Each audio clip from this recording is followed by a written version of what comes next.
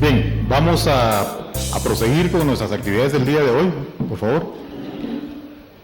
Ahora tenemos la participación del embajador Luis Alberto Padilla, para todos nosotros conocido. El embajador Padilla labora aquí en el Ministerio de Relaciones Exteriores, es una persona con amplia experiencia y amplios conocimientos, ha sido viceministro, embajador, tiene altos estudios académicos, en fin, si me pongo a decirles todo lo que ha hecho me pasaría aquí hasta la hora del almuerzo. Entonces, en aras de recuperar un poco todo el tiempo que tenemos de tarde, pues lo dejo con ustedes. Estoy seguro que va a ser una exposición tan buena como la que ya nos hizo en la primera capacitación, con un tema diferente, por supuesto, ¿verdad? Así es que, por favor, sin más, dejo con ustedes al embajador Padilla.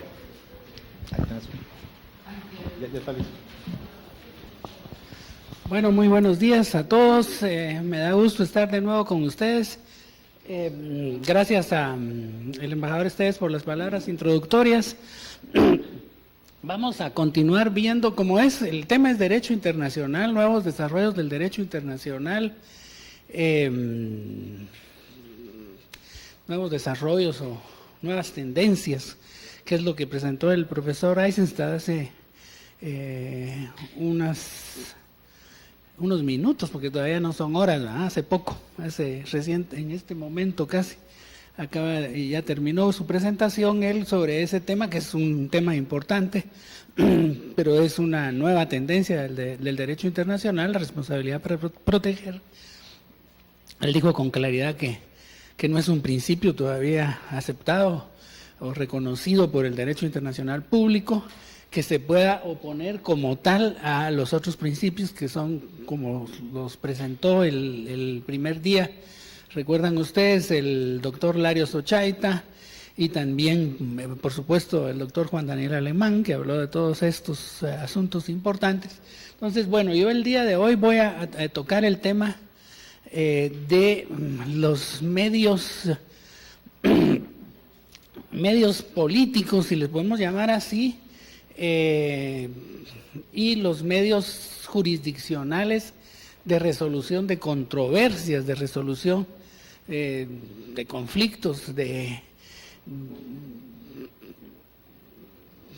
modalidades para garantizar la paz y la seguridad internacionales conforme a el derecho internacional. Es evidente que es distinto la parte que tiene que ver con la negociación política de la parte que tiene que ver con la solución jurisdiccional de las controversias. Yo creo que esa es la primera, o creo que hay una antes de esa. Sí, esa es la primera. Bueno, el capítulo, sí, entonces quedémonos acá. El capítulo 6 de la Carta, como dice ahí, está en su artículo. Traigo esto porque de repente vamos a necesitar el pointer este. El capítulo 6 de la Carta, del 33,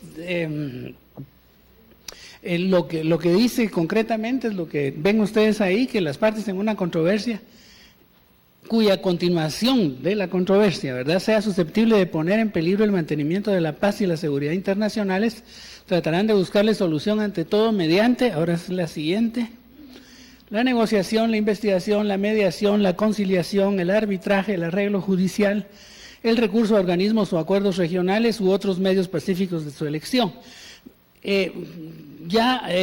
Por ejemplo, el día de ayer con la doctora Beatriz Cepeda, ustedes tuvieron una muy completa exposición sobre el tema de la negociación. Eventualmente nosotros, bueno, voy a referirme rápidamente al tema de la mediación. Esta cosa de repente como que no quiere. Ahí está, la mediación, la conciliación, el arbitraje, pero lo que más me interesa desarrollar el día de hoy con ustedes es el tema del acuerdo, el arreglo judicial, aunque vamos a hablar necesariamente de arbitraje y de bueno, conciliación ya les dije, ¿verdad?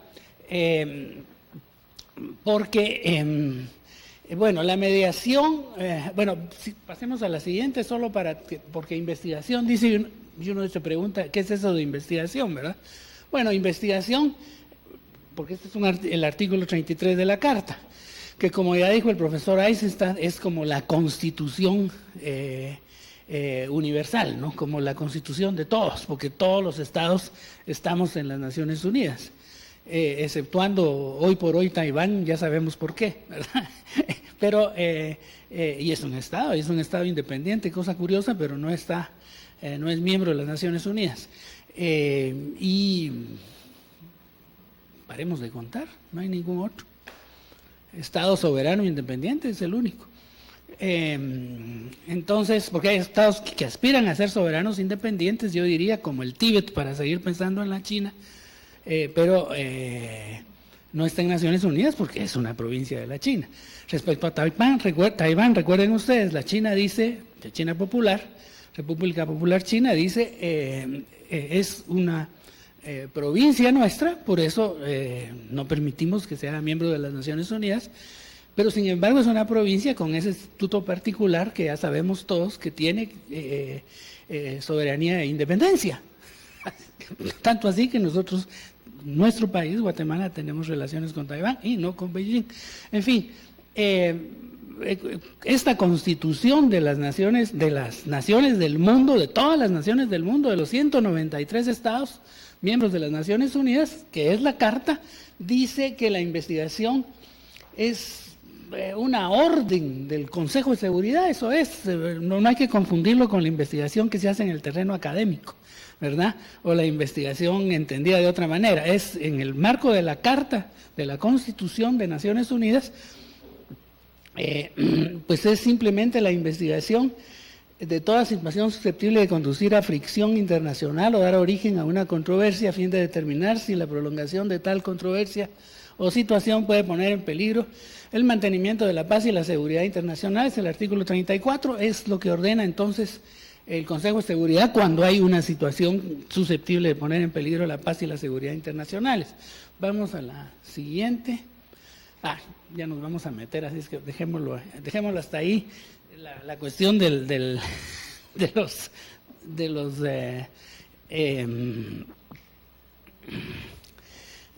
las diapositivas. Vamos a continuar un poco aquí. Yo les quería plantear a ustedes algo que les puede ser útil porque no se ha visto, pero es una especie de paréntesis que tiene que ver con... yo intencionalmente de adrede quise quedarme a todas las, al fin y al cabo soy funcionario del ministerio, quise quedarme a todas las presentaciones. El día de ayer no pude porque me llamaron urgentemente para que les fuera a asesorar, se podría decir, en el informe que están preparando para el presidente, y me retuvieron toda la mañana y casi toda la tarde. La tarde ya no me escapé un rato, pero me hubiera gustado estar en la presentación del licenciado Gustavo Orellana, ¿verdad?, sobre el tema del derecho del mar, porque uno no es Dios para saberlo todo y uno aprende, aunque ya esté uno viejo. En mi caso no es del joven Eisenstadt, yo soy el viejo embajador Padilla, así es que aunque esté uno viejo ya aprende. Y me hubiera gustado aprender de Gustavo Orellana, su presentación, que parece que estuvo bien también. No pude estar en toda la de Juan Daniel Alemán. Estuve en parte de la del doctor Larios. Entonces hay que relacionar estas cosas para que ustedes lo aterricen mejor en su capacitación. Entonces, una cosa que está faltando, a no ser que alguno de los que han hecho presentaciones lo haya tocado, es el tema de la teoría de las relaciones internacionales. El tema de la teoría a mí me interesa porque soy profesor de esa materia, y tengo un libro, se los voy a pasar para que lo vean, es comercial, de repente lo compran, eso no está mal. Aquí se los voy a pasar, junto con otro que ese se va a quedar aquí, así es que no hay necesidad que lo compren, pero este sí lo pueden comprar en las OFOS, dicho sea de paso. Y este, en cambio, es lo que habló, es la Comisión Internacional de Investigación en Intervención y Soberanía Estatal, de la que, dicho sea de paso, fue miembro el doctor Eduardo Stein, él es vicepresidente de la República y es canciller, que no estaría mal haberlo traído, a la próxima capacitación lo traemos. Pero en todo caso, aquí la ventaja es que este documento trae aquí el CD-ROM, entonces se los vamos a dejar para que ustedes lo copien y pues no hay necesidad de quedarse con el libro en papel, ¿no? Entonces, esto y está el libro, y les paso el libro solo porque la parte de la teoría, que para que lo miren nada más, para que lo vean, la parte de la teoría tiene que ver con este asunto de qué es el derecho internacional, qué son las realidades del derecho internacional, que a veces, y ahorita me estoy saliendo del tema de mi exposición, por eso dejamos ahí paradita ese mapa de la América del Sur, pero como a mí me toca hablar en la tarde, espero tener tiempo. En fin, la teoría, esto está expuesto ahí en el libro, en la parte teórica, porque ahorita esta capacitación es derecho, es sobre derecho. Es cierto que yo soy abogado, pero dejé de serlo, ¿verdad? A partir del año 93 que entré al ministerio a trabajar como viceministro, me hicieron entrar por la puerta grande. Ya me quedé, entonces a estas alturas tengo 20 años de estar aquí, y en el ministerio no se hace abogacía o derecho, entonces dejé la profesión. Ese es parte de los problemas cuando a ustedes les toque una cosa así de que los mandan al exterior, ¿verdad? Resulta ser que cuando uno regresa no se va a poner a abrir bufete porque ya no se puede, ¿verdad? De otras razones, hasta por razones de edad, entonces ya no se puede. Entonces ya dejé de ser abogado. Entonces, ¿qué pasa? Que me hice internacionalista, que es lo que se estudia en las escuelas de ciencias políticas o facultades de ciencias políticas. Aquí tenemos una distinguida licenciada en Relaciones Internacionales, estoy seguro que hay más acá. Y yo creo que el campo propio de la diplomacia y del trabajo de los funcionarios del Ministerio de Relaciones Exteriores está más vinculado con el estudio de las relaciones internacionales, por eso el tema del libro y la teoría, y que con el derecho propiamente dicho. Eso no quiere decir que no puedan haber buenos abogados, de hecho los necesitamos porque son los que nos dan asesoría. Aquí estoy viendo a Marlene allá, ¿verdad?, de asuntos jurídicos y tratados, y tenemos a la gran gurú nuestra aquí, que es Sonia Regina. Entonces se necesitan los abogados. Pero los abogados tienen que hacer sus aportes puntuales, ¿verdad? ¿Qué es lo que le interesa al ministerio en materia jurídica? Entonces hacen dictámenes, etcétera, de muchas cosas. Y ahora tenemos el asunto de Belice, que por eso inmediatamente vamos a hablar de todos estos asuntos de los arreglos judiciales. Pero antes hay que saber un poco de la teoría, cómo la teoría de las relaciones internacionales cubre la temática del derecho, porque es más amplio. Las relaciones internacionales son más amplias que el derecho internacional, evidentemente. Entonces, en el marco de la teoría, lo que nosotros debemos saber es que eso es lo que se explica en ese libro, en algunos de los capítulos. Lo que se explica es que tenemos dos grandes paradigmas que son muy importantes. Que el paradigma es el conjunto de teorías, de corrientes de pensamiento que le dan origen. ¿Se está viendo? Que no está pintando bien, sí, porque está medio. Si hay alguno mejor. Bueno, pero si me consiguen algo más claro, mejor. Bueno, entonces, está perfecto. Entonces tenemos dos grandes paradigmas, que es el paradigma idealista de las relaciones internacionales, ¿verdad?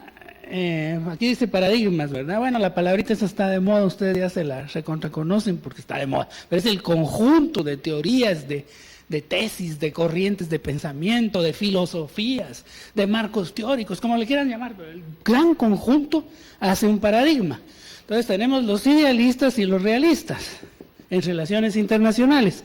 Ahora, ¿cuál es la diferencia entre unos y otros? Para decirlo en los términos más simples que se pueda, La diferencia es que los idealistas, para ponerlo más de acuerdo con lo que estamos ahora viendo en esta capacitación, los idealistas creen, están profundamente convencidos que la paz y la seguridad internacionales y el orden internacional, el orden de la sociedad internacional, las relaciones pacíficas y de cooperación y amistad entre los estados se mantienen y deben mantenerse a través del derecho internacional o derecho internacional público, si le quieren llamar allí, así, ¿verdad? El derecho internacional es, como ya lo dijeron, ustedes lo apuntaron y tienen los textos y todo, el conjunto de normas que regulan el comportamiento de los sujetos del derecho internacional, que son los estados, ¿verdad? Por excelencia son los estados. Bueno, ahí viene ya toda la discusión, si le quieren meter ahí, si las empresas transnacionales también pueden ser sujetos de derecho internacional. De hecho, el derecho penal internacional obviamente hace sujeto de derecho internacional a los criminales de guerra. Cuando los capturan y los llevan a la Corte Penal Internacional en La Haya, los han convertido en sujetos del derecho internacional, ¿verdad? Pero normalmente son solo sujetos de derecho internacional los estados. Quedémonos ahí con que los estados son los principales sujetos, y entonces el conjunto de normas que regulan el comportamiento de los estados, que se expresa a través de los tratados son los que contienen esas normas, ese conjunto normativo, ¿verdad? La misma Carta de Naciones Unidas, que de alguna manera la podemos entender como un tratado, es la gran constitución, como ya dijo el profesor Eisenstein. Entonces, el paradigma idealista es el paradigma normativo, es el paradigma de las normas, normativo, ¿verdad? Esto es muy importante tenerlo presente, o si le quieren llamar de otro modo, esta pizarra es pequeña, pero en fin, es el paradigma del deber ser. No de lo que es, sino de lo que debe ser. Los estados se deben comportar de esta manera, no de otra. ¿Cómo? No amenazando con el uso de la fuerza, por ejemplo. No utilizando la fuerza en sus relaciones. La guerra está prohibida, queda prohibida por la Carta de Naciones Unidas. Entonces ya no se puede usar la fuerza, como era antes. Por eso antes los estados declaraban la guerra. Y en lugar de ministerios de la defensa teníamos ministerios de la guerra. Todavía en tiempos de Ubico, así se llamaba el Ministerio de la Defensa, se decía Ministro de la Guerra y Ministerio de la Guerra, decía. Ahora ya no, porque la Carta prohibió la guerra, el uso de la guerra. Bueno, pero esto es el mundo del deber ser. ¿Qué pasa con los realistas? Los realistas dicen, esto es muy bonito, pero esto es el mundo del deber ser, es el mundo ideal. Por eso le podemos llamar idealistas a todos los que se mueven en el campo del derecho internacional, ¿no? Los normativistas, ¿verdad? Por ejemplo, se les podría decir también, en fin. En cambio, los realistas le dicen a uno, no, mire, el mundo del ser es distinto. El mundo del ser, ¿verdad? A esto también el mundo de lo normativo, en el terreno filosófico se puede hablar del mundo de lo deontológico, dicen los que hablan, por ejemplo, de la ética, cómo debe comportarse la gente. Es la deontología, conforme a ciertas normas, ¿verdad? Mientras que el mundo del ser es el mundo de lo ontológico, dicen los filósofos.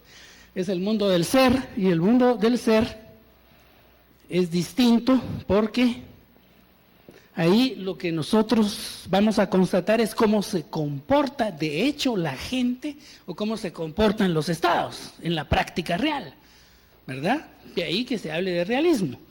Entonces estos partidarios de las teorías realistas lo que dicen, para ponerlo en términos muy simples, es que el mundo de las realidades de las relaciones internacionales es de tal naturaleza que en el mundo de las realidades lo que prevalece es justamente a lo que se oponen los partidarios del gran paradigma idealista, ¿verdad? Lo que prevalece en el mundo de las realidades es la fuerza, es el poder, el poderío de los estados.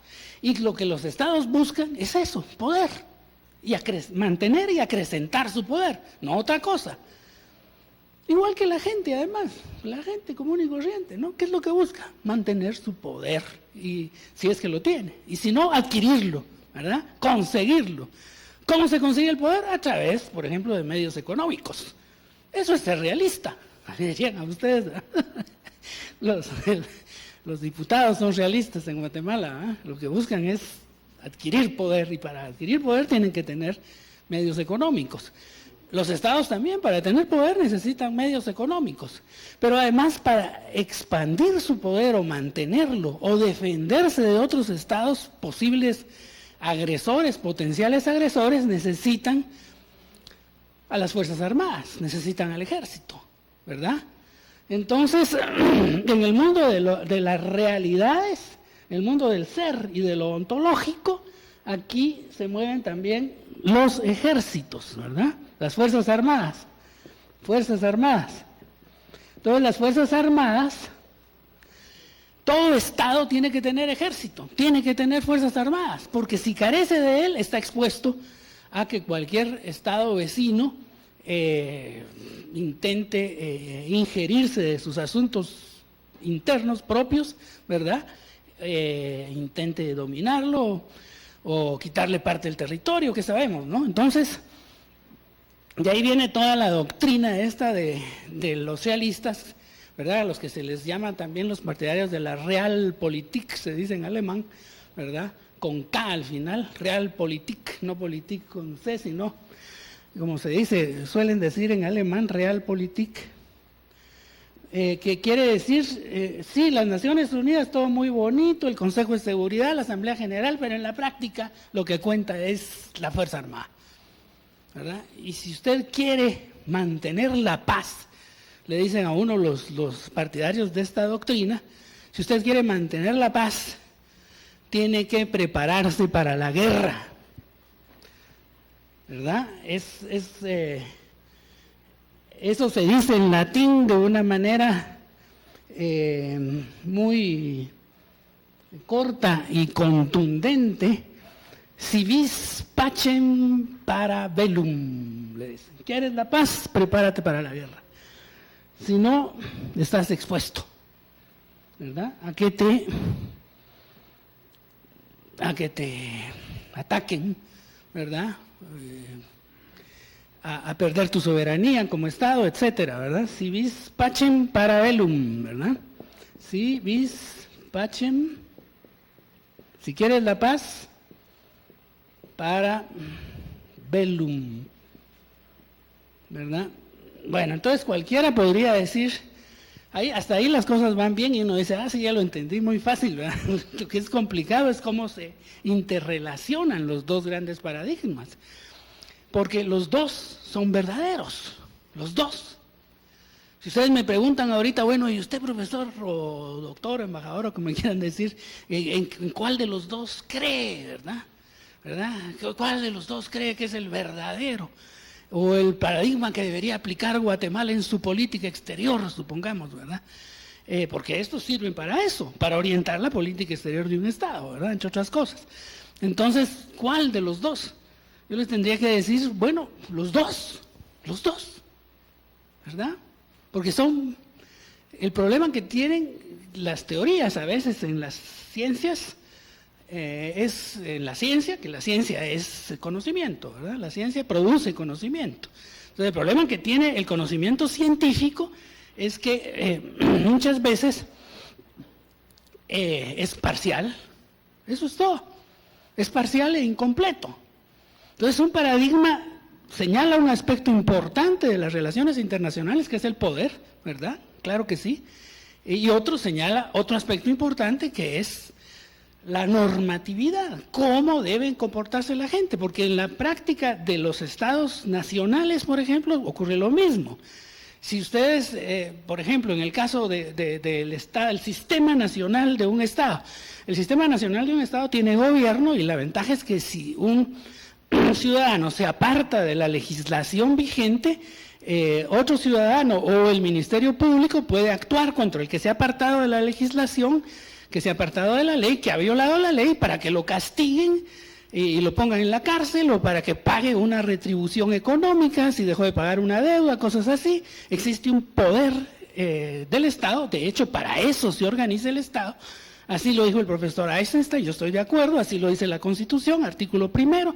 ¿Para qué? Para proteger, ¿verdad?, a los ciudadanos, a los habitantes, no a los ciudadanos es más restringido, a los habitantes del Estado, a todos, incluso los extranjeros, ¿verdad? Proteger a los habitantes del Estado y garantizar el bien común. Entonces, para eso se organiza el Estado.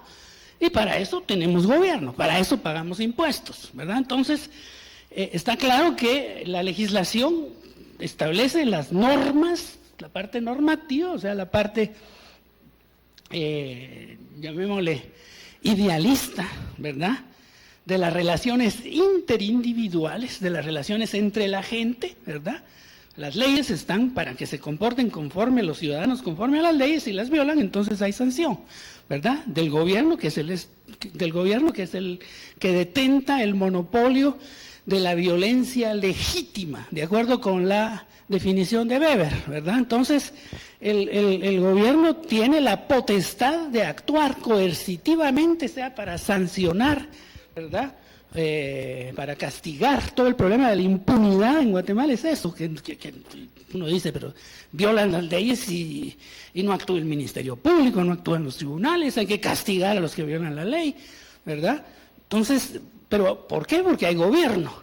Pero en el sistema internacional no hay gobierno y todos los estados son soberanos, todos, iguales además, como dice el artículo o uno de los principios de la Carta de Naciones Unidas. Entonces, ¿qué pasa? Que todos los sistemas nacionales son sistemas jerárquicos, ¿verdad? Mientras que los sistemas, todo sistema nacional es jerárquico, mientras que todo sistema internacional es anárquico. Anárquico porque no hay un gobierno, no hay una jerarquía. Nosotros tenemos todo el derecho del mundo, cuando estamos en Naciones Unidas, a decirle a los Estados Unidos de América, el país más poderoso del mundo, usted no se meta conmigo, yo soy Estado soberano, tengo la misma condición que usted, estamos en pie de igualdad aquí en las Naciones Unidas, y aquí yo propongo tal cosa como Estado soberano que soy, supongamos, alguna reunión de Naciones Unidas. Entonces, ¿por qué? Porque el sistema internacional es anárquico, pero anárquico no en el sentido peyorativo de la palabra, no es que carezca de orden, es que carece de autoridad superior, no tiene jerarquía, ¿verdad? Entonces, ¿qué es lo que le da orden al sistema internacional? El derecho internacional. Entonces, los dos paradigmas y las dos propuestas, las dos proposiciones son verdaderas. El sistema es anárquico, sí, ¿verdad? No jerárquico, no tiene gobierno, no hay un gobierno internacional, no hay. Las Naciones Unidas es un organismo intergubernamental, se toman decisiones con base en el voto de la mayoría de los Estados miembros, y en algunos casos ni siquiera así, porque en el Consejo de Seguridad ya vimos que hay ese problema, ¿verdad?, del derecho de veto de los 5 permanentes. Entonces, creo que ahí ya tienen ustedes claro qué es lo que diferencia los órdenes nacionales de los órdenes internacionales, ¿verdad? ¿Está claro? Hagan preguntas si quieren, si alguien tiene alguna duda, pero creo que hasta ahí va la cosa clara, ¿verdad? El otro aspecto que es importante es decir que hay que tener claro o tener consciente que para que el orden internacional prevalezca, se requiere que los estados respeten las normas a las que ellos mismos se han comprometido cuando han suscrito los tratados. La base del derecho internacional, no sé si se los dijo Juan Daniel o si lo dijo el doctor Larios, pero la base del derecho internacional es entonces la norma pacta, o el principio, ¿verdad? Pacta sunt servanda. Los que sean abogados lo deben conocer muy bien, ¿verdad? Está basado en Grocio, el famoso filósofo y justnaturalista holandés, si mal no recuerdo, ¿verdad? Pacta sunt servanda, los pactos o los tratados, a lo que uno se obliga debe respetarlo, debe cumplirlo, ¿verdad? Y todo el derecho internacional es eso, ¿verdad? Son normas. Así es que tenemos aquí todo el origen de importante obligación de todos los estados de respetar el derecho internacional y comportarse conforme a él. Lo que no quiere decir que no sea cierto que de repente los estados se salen del orden internacional, violan el derecho internacional y por tanto hay que sancionarlos también a los estados. Igual que pasa en el sistema nacional cuando un individuo, una persona, mata a otra, ¿verdad? Le causa la muerte a otra, comete un homicidio o un asesinato, o bien comete una infracción, una violación del Código Civil, contrae una deuda, no la paga, entonces intervienen los tribunales, lo obligan a que pague embargando una propiedad, etcétera, etcétera. Entonces, está claro, ¿no? Ahora, creo que ya podemos pasar a la cuestión de los arreglos de carácter jurisdiccional, porque esta como, llamémosle, contextualización era importante para que ustedes tengan claro que este es el origen también de los tribunales internacionales y de toda esta problemática de qué hacer cuando los estados se colocan afuera de la ley y violan la ley internacional, ¿verdad? Entonces, ¿qué se hace? Esa es toda la problemática que vamos a ver ahora sí. Aquí tengo un mapa de América del Sur porque lo que vamos a ver son puntos que tienen que ver con América Latina, temas que tienen que ver con la problemática jurídica de nuestra región del mundo. Entonces, ahora sí, pasemos al siguiente. Bueno, el primer caso que yo les quería mencionar, que es importante, que tiene que ver, vamos a ver, ahora esto respecto a la política exterior de Guatemala, se preguntarán ustedes o se podrían preguntar, ¿qué tiene que ver? ¿Cuál es la relación? ¿Verdad? Entonces, resulta ser que nosotros tenemos un caso que todos ustedes conocen, pendiente de resolver, que es el famoso caso de Belice, por razones en parte de tiempo, en parte porque finalmente no se pensó que la capacitación se abocara directamente a ese tema, entre otras razones, además porque ahorita está en la congeladora, ¿verdad? Está detenido, ¿verdad? No hay una acción. Acuérdense lo que dijo ayer la doctora Cepeda, que hay casos en los que cuando hay un conflicto los actores se colocan en situación de inacción. Bueno, estamos en situación de inacción, pero todo esto va a desembocar finalmente a este punto, porque lo que nos interesa es ver cómo funciona este asunto de la solución de controversias y de conflictos a nivel internacional, tomando como base, por supuesto, el derecho internacional. Ahorita dejamos a la guerra por un lado, ¿verdad? Es cierto lo que dicen los realistas, eso es cierto, pero los estados pequeños no nos podemos dar el lujo de andar haciéndole la guerra a nadie, ¿verdad? Y sin embargo ya vamos a ver la cantidad de guerras que han habido en América Latina, a recordar, mejor dicho, porque ustedes lo deben saber por sus conocimientos de historia, pero en fin, pero no hay recursos.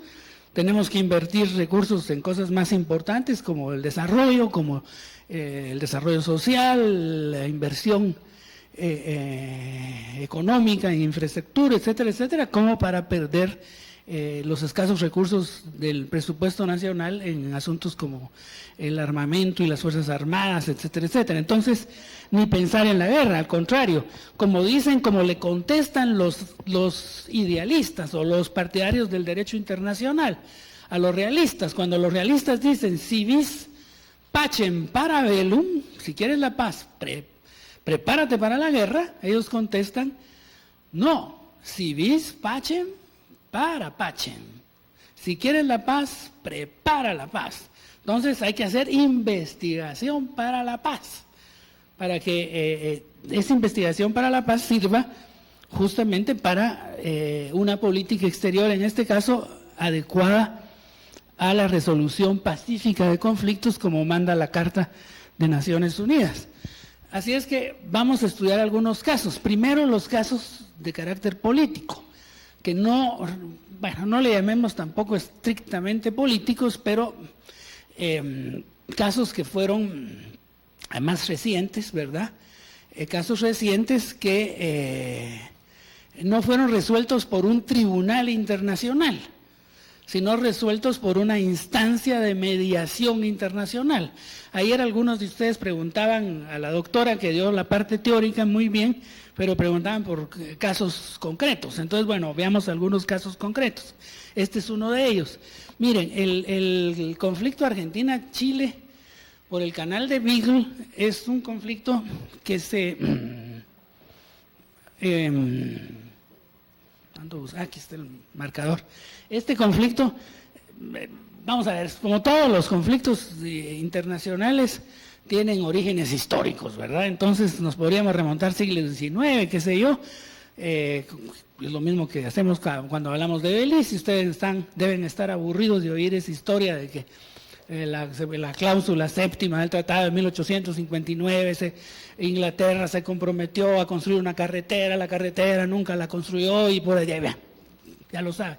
Pero no podemos ir hasta el siglo XIX, porque no nos da tiempo en esta capacitación, así es que vamos a hablar de las cosas recientes. Entonces resulta, fíjense ustedes bien, como la geografía, regresemos a la anterior, por favor, la geografía. Ustedes ven, alguien me decía ayer, miren, pero ¿por qué Chile es tan largo? ¿Pero por qué tan largo?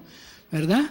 Simple y sencillamente porque esta frontera con Argentina, la frontera con Argentina es la cordillera de los Andes. Entonces la cordillera de los Andes separa a los dos países, pero imagínense ustedes lo difícil que es trazar una frontera.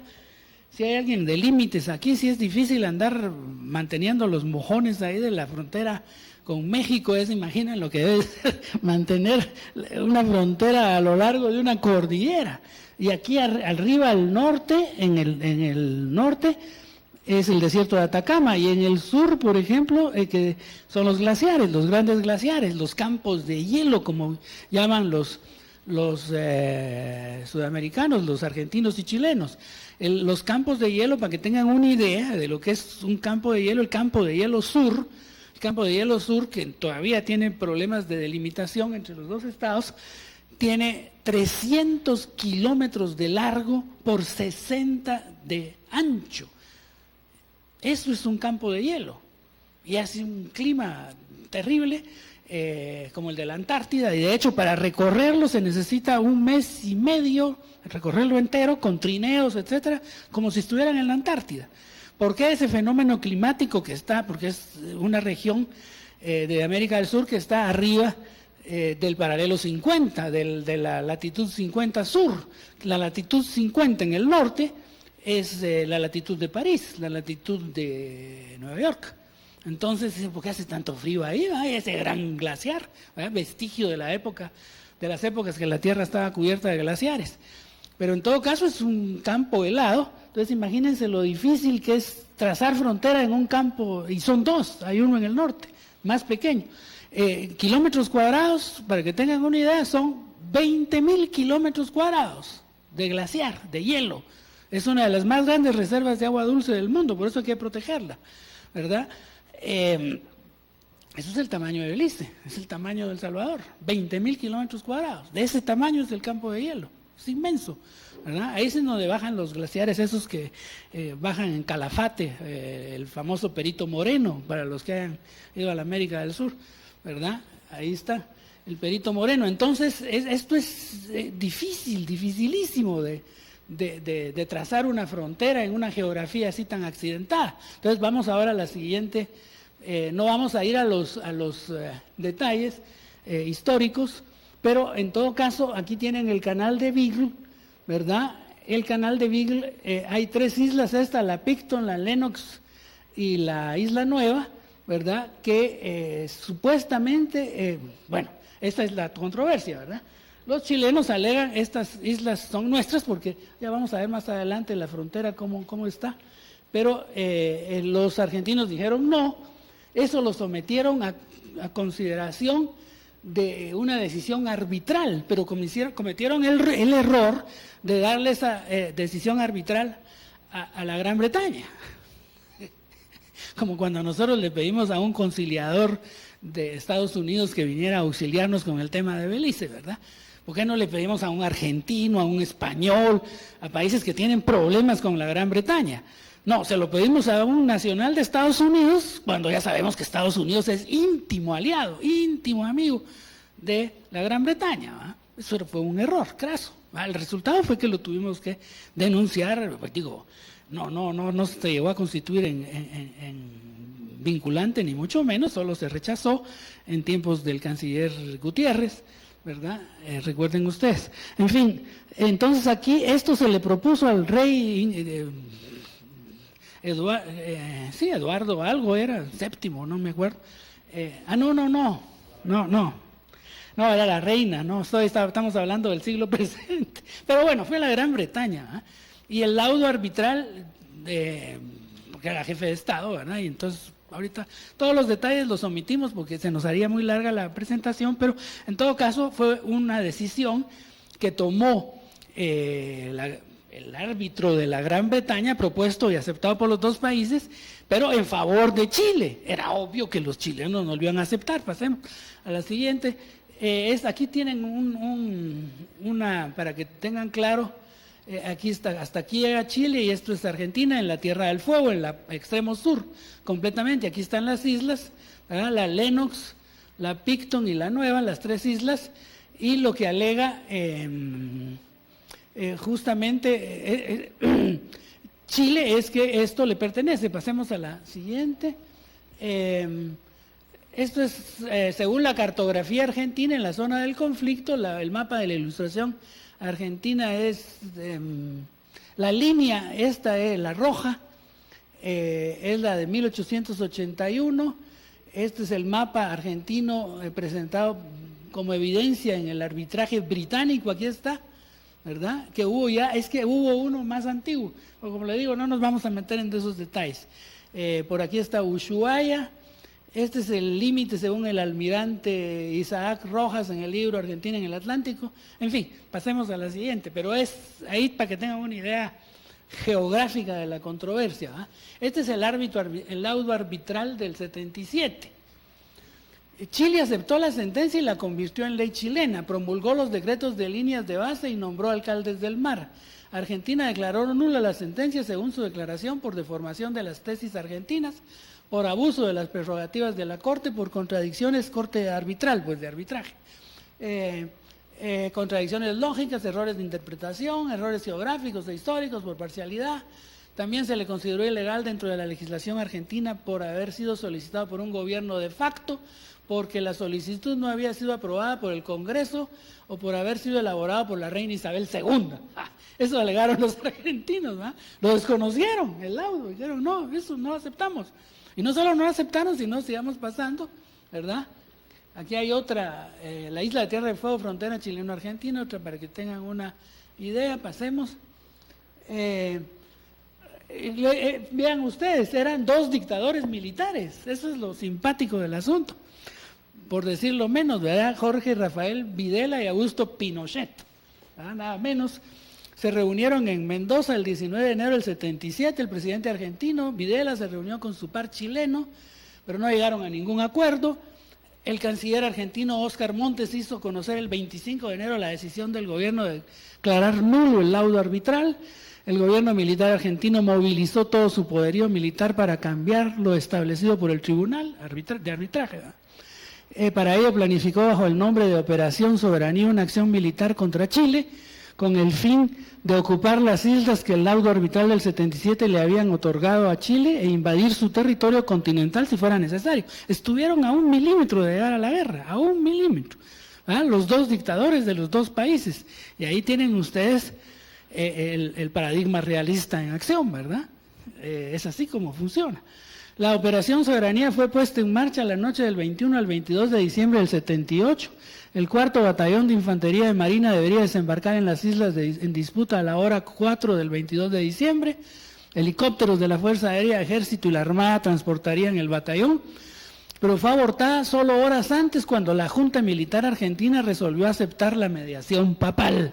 A eso queríamos referirnos, a una mediación, ¿verdad? Idea, por cierto, del canciller chileno. Fue el canciller chileno que tuvo la idea genial, llevemos el caso del Papa. En parte porque los chilenos se sentían muy preocupados de enfrentarse en una guerra contra Argentina, ¿verdad? En cuanto a capacidades militares, tenían más capacidad militar, obviamente, los argentinos. Al obtener la aprobación del Papa Juan Pablo II para realizar el arbitraje, el delegado papal cardenal Antonio Zamoré anunció su viaje para dirimir el conflicto y evitar la guerra. Bueno, aquí está el dictador argentino con el mediador papal cardenal Antonio Zamoré, ¿verdad?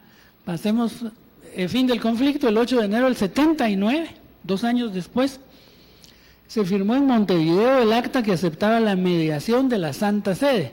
Mientras tanto, Argentina debió soportar la guerra de Malvinas con Inglaterra con resultado adverso. Fíjense que esto es una cosa interesante, porque han hecho hasta películas ambos países, pero yo vi una en Santiago de Chile, hecha por un realizador, un cineasta chileno, en donde se muestra todos los preparativos para la guerra, documental, pues, ¿verdad? Y cómo estaban los tanques y cómo estaba todo colocado, ¿verdad?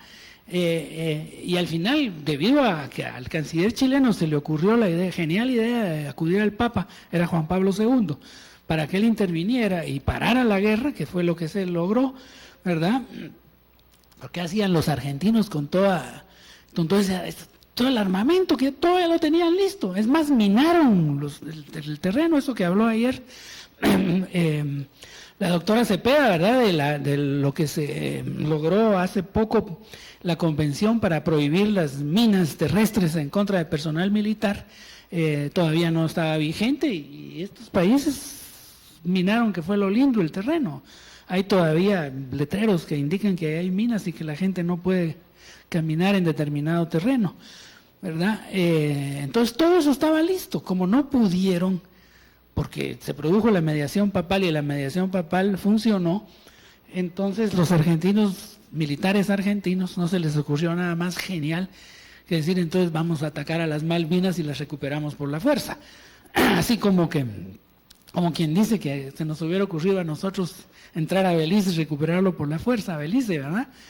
1982 no se imaginaban la respuesta, no se imaginaban dos cosas los argentinos. Uno, que no fuera a funcionar el TIAR. Ellos pensaron que el TIAR iba a funcionar, el Tratado Interamericano de Asistencia Recíproca, firmada por todos los países de América Latina con Estados Unidos, en el cual Estados Unidos, porque es la potencia dominante, ¿verdad?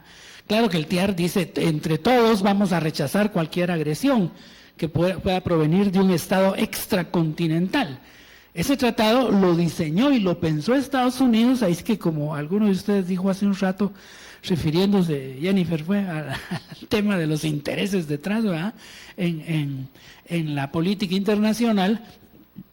Efectivamente, Estados Unidos lo pensó, era la época de la Guerra Fría, del comunismo, para justificar que el ejército americano y los ejércitos de los países latinoamericanos rechazaran cualquier potencial agresión o invasión de parte de tropas soviéticas. Pero nunca pensaron en que eso se podría invocar contra una fuerza militar proveniente de un estado extracontinental, la Gran Bretaña, para rechazar una invasión en la que Argentina alegaba que esas islas le pertenecían, así como nosotros alegábamos en aquel entonces que Belice nos pertenecía todo, ¿verdad? Entonces, Estados Unidos, cuando Argentina invocó el TIAR, Estados Unidos dijo, no, lo siento mucho, nosotros estamos con la Gran Bretaña, no con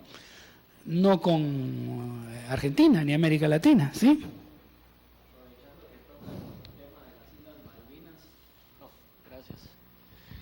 Decía que aprovechando que toca el tema de las Islas Malvinas, me gustaría conocer su posición respecto de si el reclamo argentino es legítimo o no.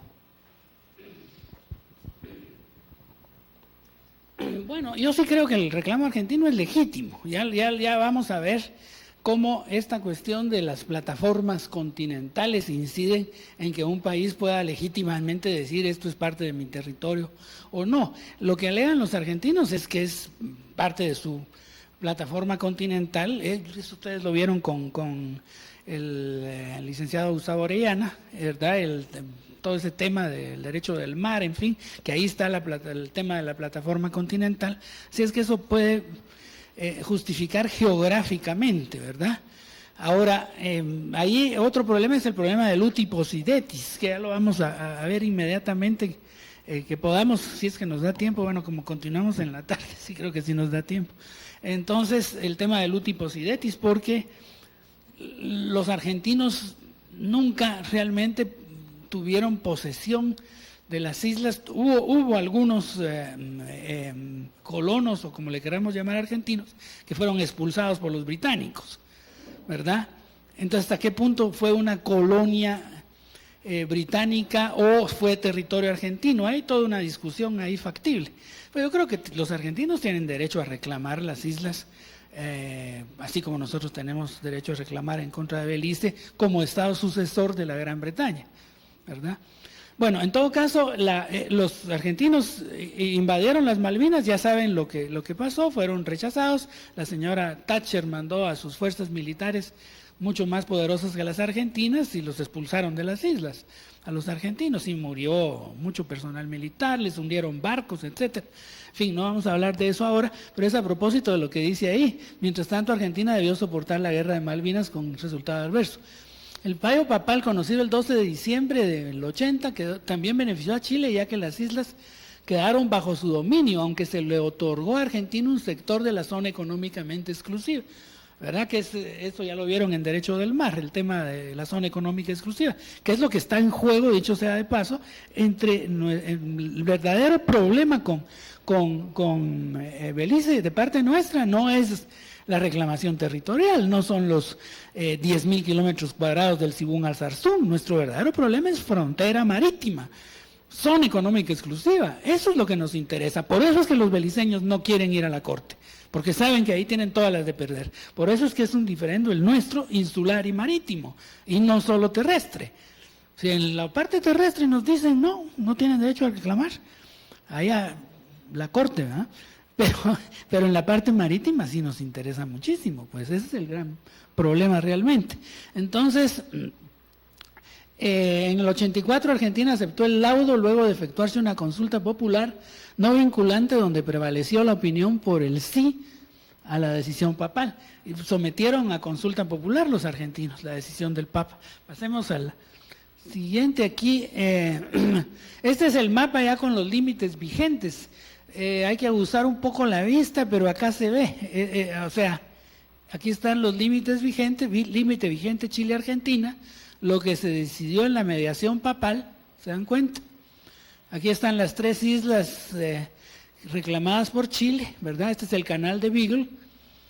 Aquí viene la línea divisoria fronteriza, ¿verdad? Que se hace para acá, es la roja, ahí van todos los puntos, ¿no? ¿Verdad? Así está la frontera ahora, ¿verdad? Esta es la frontera Chile-Argentina en el canal de Beagle. Entonces pasemos. Esto es solo para que tengan una idea de lo que estaba pasando en aquel entonces, ¿verdad? Tiene aquí el despliegue de las fuerzas militares argentinas, cómo se preparaban para el combate con Chile. Pasemos a la siguiente. Aquí hay un obús chileno de los que tenían escondidos es un bosque muy bonito el que hay en la Patagonia, ¿verdad? Pero es una categoría, una especie particular de árbol. Pasemos a la otra. Esta es una mina. Es solo fotos para que tengan una idea de cómo era la cosa. Este es el canal de Beagle, miren qué bonito es precioso, solo que muy frío, heladísimo, porque eso da a las aguas que llevan a la Antártida. El clima ya se ve, se puede imaginar, es fríísimo. Pasamos a la otra. Esta es una fragata chilena, los chilenos tienen buena armada, la llaman ellos. La Marina de Chile es muy fuerte y ganaron la guerra del Pacífico contra los peruanos, por ejemplo, ocuparon Lima. Y la joya de las Fuerzas Armadas chilenas es la Marina. Estar en la Marina, no cualquiera llega a la Marina. Entonces, esta es una fragata chilena. Esta es la boleta de consulta popular en Argentina que utilizaron, vean ustedes. Dice, era la consulta al pueblo argentino, diferendo austral, zona, canal de Beagle. había que poner una u otra boleta, ¿verdad?, en la urna. Entonces decía, sí, votar por sí significa expresar la conformidad del ciudadano con los términos de la conclusión de las negociaciones con la República de Chile para resolver el diferendo relativo a la zona del Canal de Beagle. Votar por el no significa expresar la disconformidad del ciudadano con los términos de la conclusión de la negociación de la República de Chile para resolver, etc. Se dan cuenta que no hace referencia a la mediación papal, y que esa es la propuesta, y que esa es la propuesta del Papa. Porque el Papa lo propuso, fue el mediador, no él directamente, sino este personaje eclesiástico del clero que ya vimos, Camareo, en fin, el apellido que tenga. Ahorita no recuerdo bien, pero él fue el que hizo la propuesta. Entonces, en una negociación política, no decisión judicial, esa es la diferencia, ¿ven?, entre lo judicial y lo político, ¿verdad? En negociación política, los chilenos y los argentinos decidieron aceptar la propuesta del mediador papal. Pero a diferencia de Chile, dictador Pinochet dijo, no, yo no tengo por qué consultarle a la gente, un dictador, ¿verdad? Los argentinos también, pero esto ya fue en el año 84. Esto ya fue en el año 84, hay que tener cuidado con esta cuestión de las fechas, porque si no uno fácil se equivoca, ¿verdad? En el año 84, la guerra de las Malvinas, ¿se acuerdan? Fue en el 82, y la perdieron los argentinos, los echaron ignominiosamente los ingleses de las Malvinas. Y esas son acciones unilaterales, eso no pasó por el Consejo de Seguridad. En eso no tuvo nada que ver Naciones Unidas, fue la decisión de la señora Thatcher, primera ministra británica, mandar a sus fuerzas navales, y previamente seguramente ya había hablado con el presidente Reagan en los Estados Unidos para decirle, mira, me vas a ayudar. Por supuesto que les dan información de inteligencia y todo. Y otros que ayudaron a los argentinos fueron los chilenos, ¿verdad? Naturalmente, en la guerra de las Malvinas. Los ayudaron con información de inteligencia y esas cosas, ¿verdad? Porque mal que bien, todavía no estaba resuelto, estamos hablando del 82. Esto es el 84, esto pasó en el 84. Ya había caído la Junta Militar Argentina, ya habían sido ignominiosamente derrotados, como les dije, por los ingleses, los argentinos, y entonces se hicieron elecciones y había un presidente constitucional, legal y legítimamente electo, el presidente Alfonsín. Este referéndum lo convocó Alfonsín en la Argentina, ¿verdad? ¿Y qué es lo que preguntan? Que si el pueblo, la ciudadanía, están de acuerdo con la negociación política que se hizo para aceptar la mediación chilena, la mediación papal, mejor dicho, la mediación del Vaticano, ¿verdad?, de la Iglesia Católica. Entonces, la gente votó que sí, en Argentina, hicieron un buen trabajo, que es el mismo trabajo que tenemos que hacer aquí para que nos aprueben ir a la Corte Internacional por el asunto de Belice, ¿verdad? Pero bueno, y en Argentina sí funcionó, ¿verdad? Estos son portaaviones argentinos, los argentinos tenían una fuerza militar.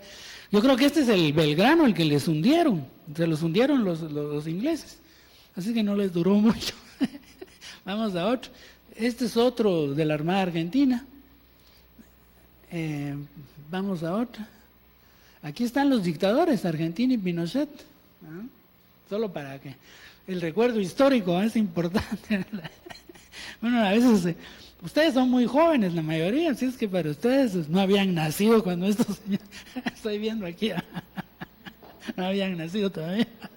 Sí, 1978, aquí está. Ambos dictadores de visita en la zona del conflicto.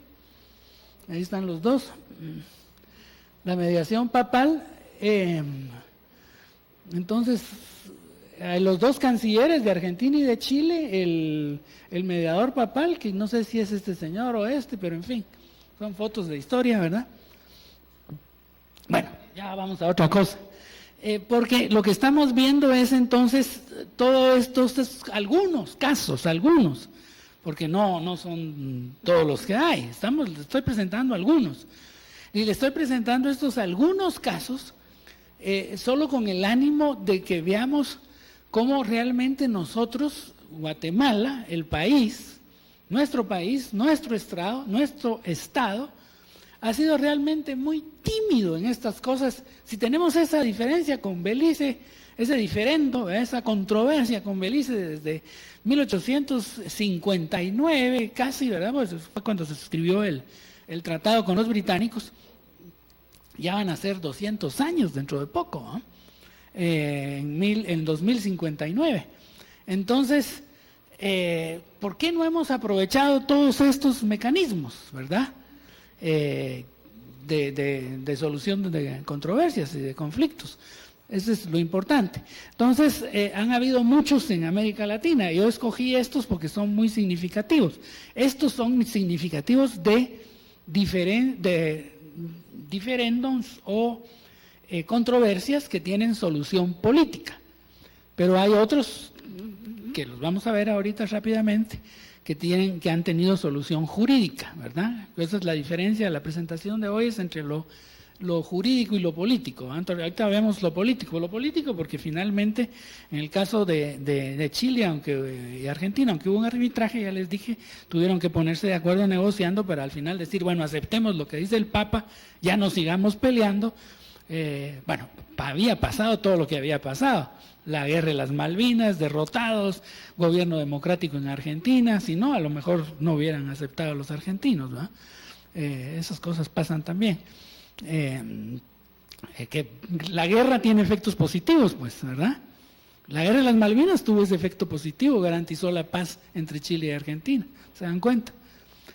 Bueno, entonces ahora vamos a Ecuador-Perú. Ecuador-Perú es otro caso. El Ecuador es tan pequeño relativamente comparado con sus vecinos, con Colombia y con el Perú, porque pues tuvo mala suerte en las guerras, pues. Tuvo mala suerte en las guerras. No les voy a relatar todas las que tuvieron, porque igual que pasó en Centroamérica, pues ustedes se acuerdan, ¿verdad?, de todas nuestras guerras. El siglo XIX es el siglo de las guerras, ¿verdad? Es el siglo de las guerras, ¿verdad? Eso fue el siglo XIX. Ya en el XX ya hubo menos, aún así hemos tenido bastantes conflictos, lo suficientes como para ya no querer tener más en el futuro, viendo hacia el futuro. Entonces, igual pasaba en el Ecuador. Entonces, esto se origina en una guerra que hubo entre Ecuador y Perú en 1939. Se enfrentaron los dos países, era la plena guerra mundial. Acuérdense, del 39 al 41 estábamos, pues, Guatemala le declaró la guerra a Alemania, tuvimos la osadía de declararle la guerra a Alemania. Sí, entonces teníamos aquí protegiéndonos fuerzas militares estadounidenses, habían soldados sí, tuvieron una base en el Pacífico, acuérdense. Dicen que las muchachas de Guatemala se morían por los soldados americanos, venían a las fiestas del Club Guatemala y decían, ay, qué bonito casarse con un soldado, ¿eh?, para irse a los Estados Unidos ya desde aquella época. Bueno, esas son cosas que me cuenta mi mamá a mí. En fin, entonces Guatemala le declaró la guerra, Estados Unidos estaba en guerra con Alemania, por supuesto, y era la Segunda Guerra Mundial. Entonces eso hacía que los Estados Unidos y la OEA le tuvieran poca atención. Bueno, la OEA no existía, ¿no?, que estoy diciendo, pero existía la Unión Panamericana, algo así que se habían inventado los americanos para ejercer influencia, ¿verdad?, en todo nuestro subcontinente, en el hemisferio. La OEA se fundó en el 48, después de la Segunda Guerra. Entonces, o algo así, la fecha no me la crean exacta, pero en todo caso es posterior a la Segunda Guerra. Entonces, esa guerra entre Ecuador y Perú la perdió la perdió Ecuador, estoy diciendo algo equivocado, la perdió Ecuador. Fue derrotado, pongámoslo en esos términos, pero estaban en situación de debilidad y pidieron el auxilio, la mediación, ya desde aquella época, o los mismos Estados Unidos deben haber pensado, el gobierno americano, Washington dijo, estamos en guerra mundial contra Alemania, esto es prioritario, no podemos permitir que el Ecuador y el Perú estén en una guerrita por el tema del Amazonas, no era cualquier cosa, es el Amazonas lo que estaba en juego, ¿verdad? Todo el territorio amazónico. Los ecuatorianos siempre tenían su lema que decía, el Ecuador es y será un país amazónico. ¿verdad? Pero sí, hasta que se los quitó el Perú, el territorio amazónico. Entonces, intervinieron Estados Unidos en una mediación también, Estados Unidos, Brasil, al fin y al cabo país vecino, ¿verdad?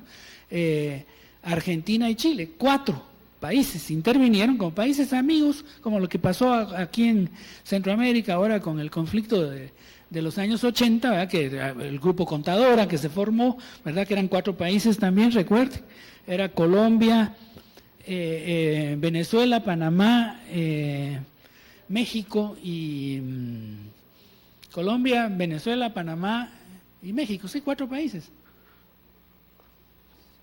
Lo mismo es el grupo de los 4 garantes, propusieron una solución, la aceptaron, la solución negociada fue aceptada por los 2 países en guerra, por Ecuador y Perú, firmaron un tratado de paz y establecieron una frontera en la que Ecuador perdía la región amazónica, pero se comprometieron a delimitar la frontera. Así como es difícil delimitar la frontera en las altas cordilleras o en los campos de hielo, también en el Amazonas, imagínense ustedes, el Amazonas, la selva, es la selva. Eso es difícil. Entonces, se había quedado un punto pendiente, pero ahí dice, ¿verdad? Fíjense bien, el acuerdo que redujo el territorio. El Ecuador entregó 200.000 kilómetros de territorio oriental al Perú. 200.000 kilómetros cuadrados, ¿verdad? Imagínense eso, son 2 Guatemalas lo que tuvo que ceder. 2 Guatemalas y nosotros tenemos 108.000 de territorio. 2 Guatemala le tuvo que ceder. Así es que aquello ocurrió el 29 de enero de 1942 en Río de Janeiro, Brasil, porque ahí se suscribió el tratado en el que decía Ecuador, bueno, sí, yo perdí la guerra, me derrotaron, lo que haya sido, y ya. Pero ahora sí pasemos a la otra, pero había esta zona, ¿verdad? Esto, reivindicación tradicional por parte de Ecuador entre 1966 y 1998 de territorios bajo soberanía peruana a raíz del protocolo de Río de Janeiro del 42. O sea, lo que siempre pasa, ¿verdad? De repente, bueno, lo que está pasando ahora entre Bolivia y Chile, ustedes lo saben muy bien, ¿verdad? Que a pesar de que hay tratados y todo lo que ustedes quieran, ya vamos a hablar en un momento de la guerra del Pacífico, ¿verdad? Bolivia dice, no, ustedes me tienen que devolver el mar, la salida al mar, eso sí, salida al mar. Nosotros no tenemos problema de salida al mar con Belice. Con Belice la salida al mar está garantizada, lo vieron con el licenciado Gustavo Orellana, ¿verdad? Por el convenio de la ONU de Derecho del Mar, la Convención de Montego Bay, no es problema de salida al mar, es problema de frontera marítima, que es distinto, ¿verdad? Y zona económica exclusiva. En cambio, en este caso de Bolivia, que estamos hablando ahorita, recordando nada más hechos históricos, se quedaron sin el litoral marítimo, no tiene litoral Bolivia, ¿verdad? Está encerrado. Por eso ellos sí reclaman salida al mar. Ahí sí se aplica perfectamente bien esto de salida al mar. Pero bueno, esto es lo que después, en el transcurso del tiempo, entre el 66 y 96, vean ustedes, durante 20 años, los ecuatorianos se pusieron a reclamar, así como ahora nosotros estamos reclamando del Sibún al Sarzún.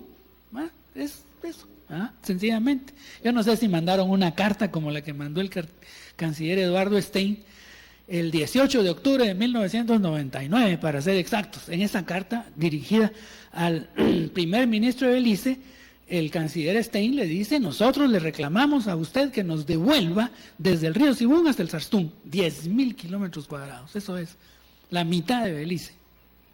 ¿Ya se imaginan cómo se pusieron los beliceños? No les gustó para nada la cosa, ¿eh? Pues yo supongo que a lo mejor algo así, o miren todo lo que estaban reclamando, miren, se dan cuenta, este es Colombia, este es Ecuador, esto es Perú, ¿verdad? Este es el río Amazonas, aquí está Iquitos, el puerto famoso sobre el río Amazonas, ¿verdad? O sea que según la reclamación ecuatoriana, hasta Iquitos llegaba el territorio del Ecuador, ¿se dan cuenta? Hasta el puerto fluvial de Iquitos, aquí. No, este es el río Marañón, este es el río no sé qué diablos, pero este ya es el Amazonas, a partir de aquí es el Amazonas, mire. Aquí está Brasil, esta ya es la frontera de Brasil.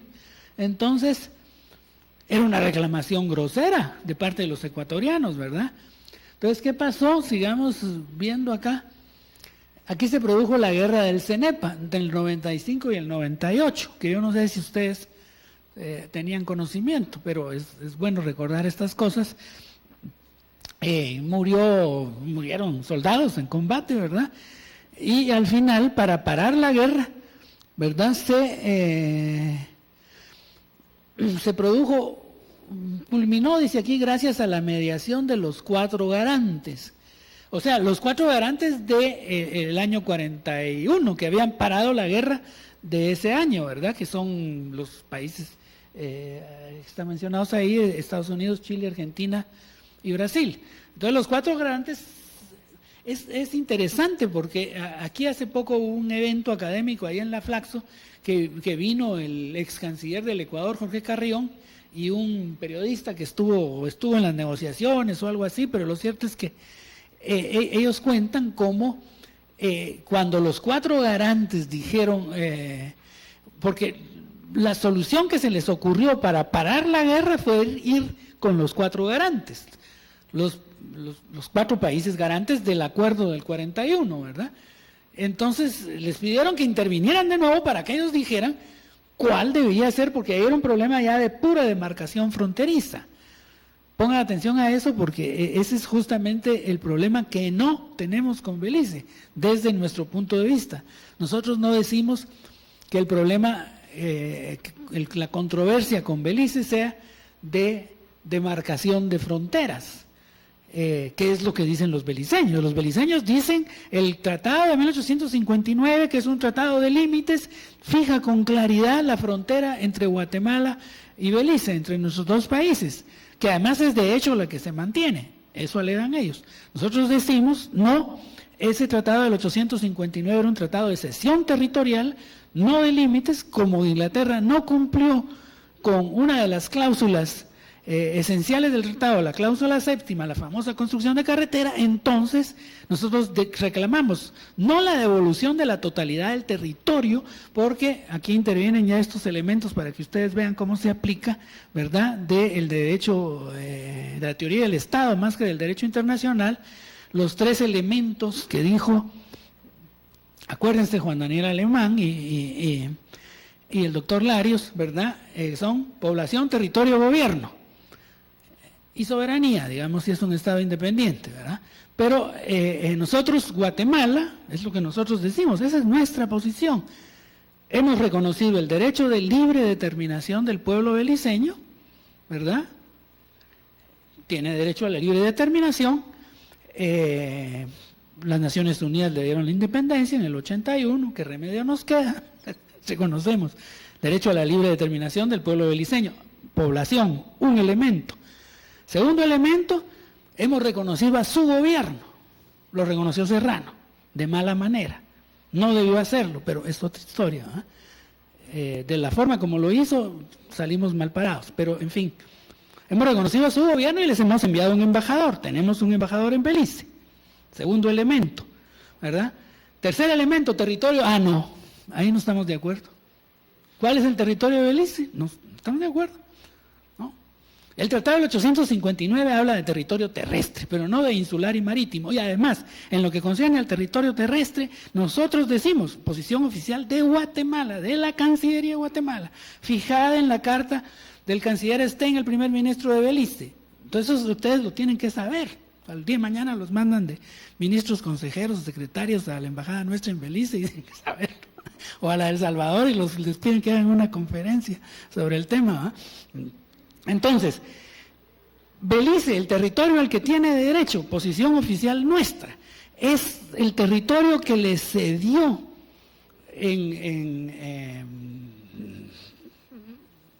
le concedió en usufructo, no cedió, concedió en usufructo España, la corona española, al gobierno británico el siglo XVIII. En los tratados de 1783, 86, algo así, esas fechas, que se lo sabe bien es Gustavo Orellana, con toda seguridad. Entonces, les dio el libro, ¿verdad? Se los repartió. Bueno, Entonces, ese territorio, que eran concesiones para extraer el palo de tinte famoso, ¿verdad? Entonces, que servía para el añil y esas cosas, ¿no? Y madera que sacaban los ingleses. Ese territorio es el territorio de Belice. Pero el territorio entre el Sibuney y el Sartún lo usurparon los beliceños. No, los beliceños no, los británicos, los ingleses, se apoderaron de él indebidamente, ¿verdad? Nos habían ofrecido construirnos una carretera, nunca la hicieron, entonces ese territorio lo pedimos de vuelta. ¿Se dan cuenta? Esa es nuestra reclamación, en eso consiste.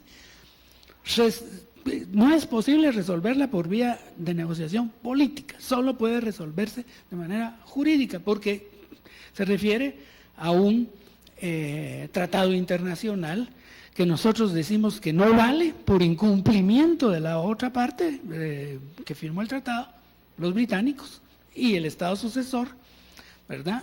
Que no vale, y los beliceños al contrario dicen sí vale, ¿verdad? ¿Se dan cuenta?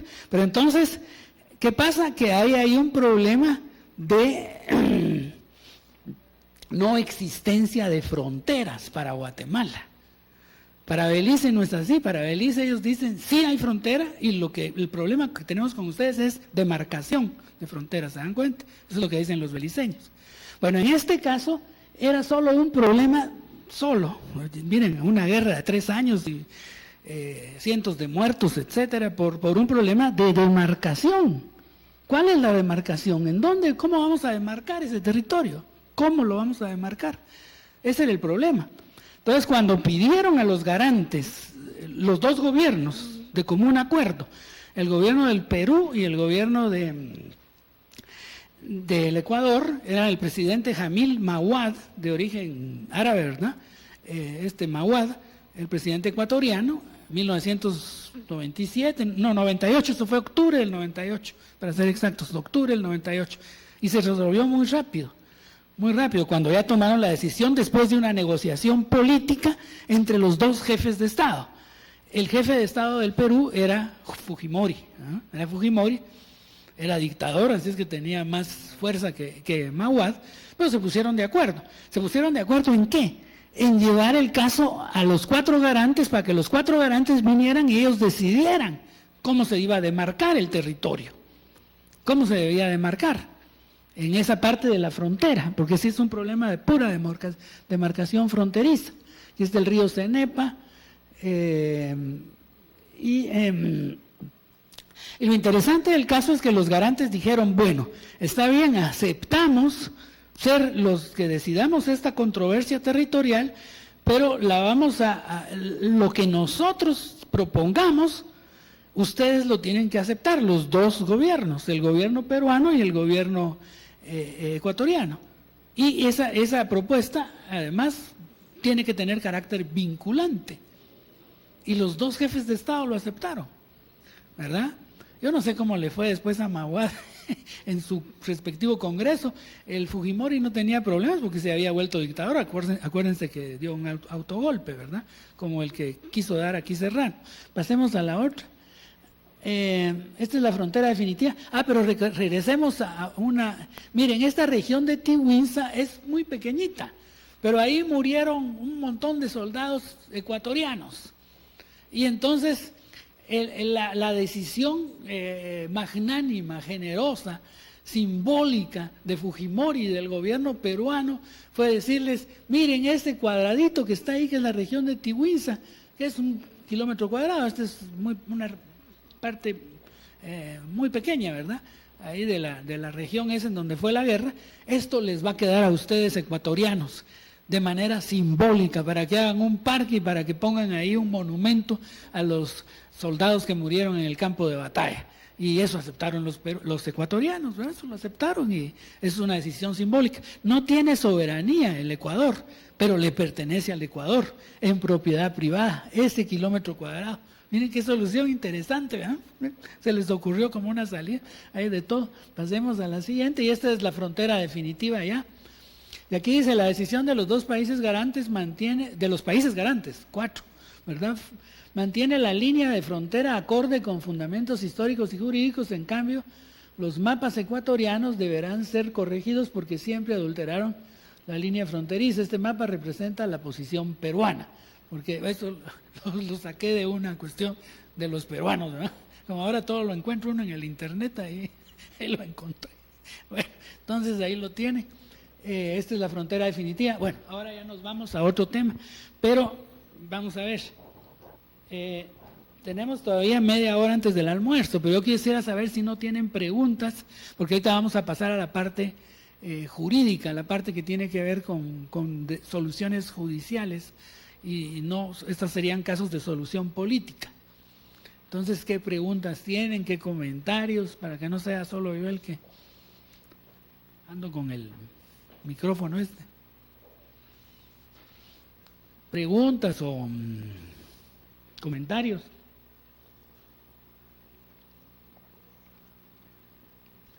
Si no, pasamos a la parte jurídica.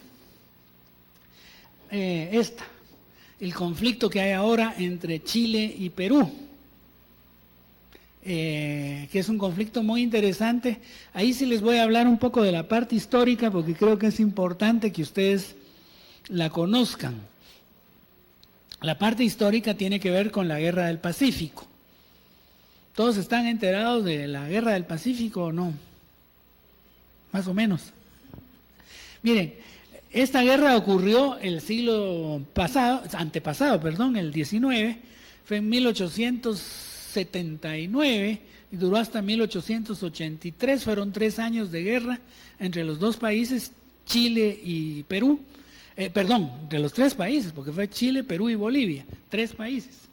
Entonces, en esa guerra se enfrentaron Chile contra Bolivia y Perú, ahí sí que por cuestión económica, estrictamente económica, ¿verdad? Resulta ser que, lástima que ahí sí no puse mapas de cómo era Bolivia y cómo era Perú en aquella época, pero en todo caso, como esto venía de la época colonial, tenían los límites, los mapas y la división fronteriza entre los países era la misma que heredaron de la época colonial, ¿verdad? Entonces, Bolivia tenía costas en el Pacífico.